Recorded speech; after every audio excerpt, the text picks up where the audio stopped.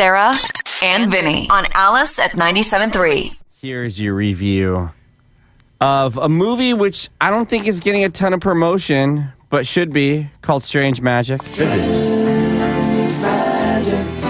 That's right. Take it in, everyone. The voices of Evan Rachel Wood, Maya Rudolph, Kristen Chenoweth. I recognized Kristen Chenoweth right away. She was the Sugar Plum Fairy. I recognized her right away. It's from the mind of George Lucas. And yesterday was a treat. Just a few quick shout-outs with the music, please. Host Tracy and Gary Rystrom, he directed it. Mark Miller, Jason McGatlin, Stephen Keneally, Aaron Kahn. Thank you.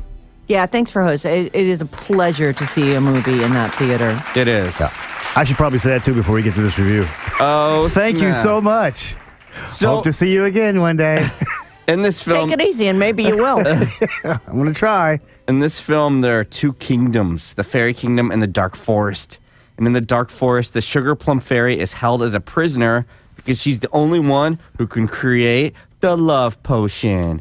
And when this elf wants a fairy princess to fall in love with him, and some other people want, love as well, he goes out to save the Sugar Plum Fairy so she'll make him the potion. That's the plot for the most part. I mean, there's some other stuff, but... Marcus, let's start, and Sarah and Bryn, please. Let's start with the aesthetics of the film. How did it look? Beautiful. Incredible. Beautiful. Animation gets better every 6 months. Like, it's amazing at this point. It's just absolutely gorgeous to look at. And you know what's really improving? The faces. Yeah. So much. Faces are, that kid, Sonny, the elf. Yeah. He looked great. He did. Yeah. You could see his skin. Great. He almost looked like they just put little sensors all over someone's actual face and just shot him doing the actual... It's incredible. He did not look like a mannequin, which is what many of the faces look like in animated films. He looked early like a on, real dude. especially. Yeah.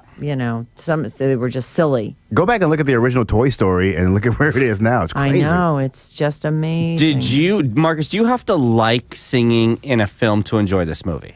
Do you have to like singing in a film? You do. You do. The answer is Yes. Probably. You have to love singing in a film. I will say this though, I've made it clear I'm not a gigantic fan of contemporary musicals, but animated films, music is a lot more palatable.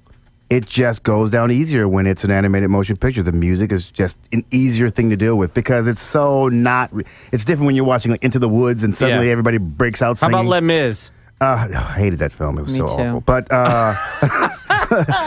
but it goes down easier when you're watching animation. That's my point. Well, let's talk about the song, specifically the Michael Franti song. Let's talk about it. How was it? It's a good song. How did they do fun. it? Yeah, what else can you say? It's a good song. Yeah. It wasn't a perfectly placed. It wasn't the best song in the film. It was or it wasn't? It was. Oh, okay. I thought so. Yeah, it was good. It was at this little elf festival. Just it was good. adorable. When a song is good, there's not a whole lot more you can say about it. It was really good. Would it be safe to say that this film, Strange Magic, would be kind of the animated equivalent to Moulin Rouge? No. No. I would. No. Why? Because it's taking, hit songs and it's kind of making them, fit the story and the plot and the film. And I don't think that's unusual. That's not something that's not been done before. Like, there are plays that do the same thing. I don't know. I don't know. That's not really a huge selling point to What me. I'm saying is if you like Moulin Rouge, you'll probably like this. I loved Moulin Rouge. I have to say, I did not feel like this film was for me. I felt it was...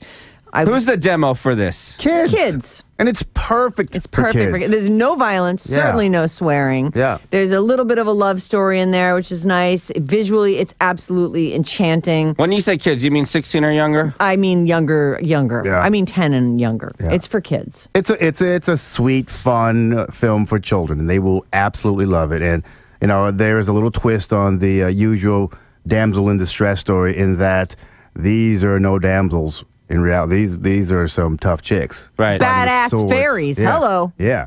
Did you like the moral of the movie? What was it? What was the moral? I'll tell you if I liked it. You don't judge a book by its cover. That's always a good fall in moral. love with the heart. That's Yeah. nice. It's always a good Sum it moral. all up, let me just say this. I love singing. I enjoyed Moulin Rouge. I like Strange Magic.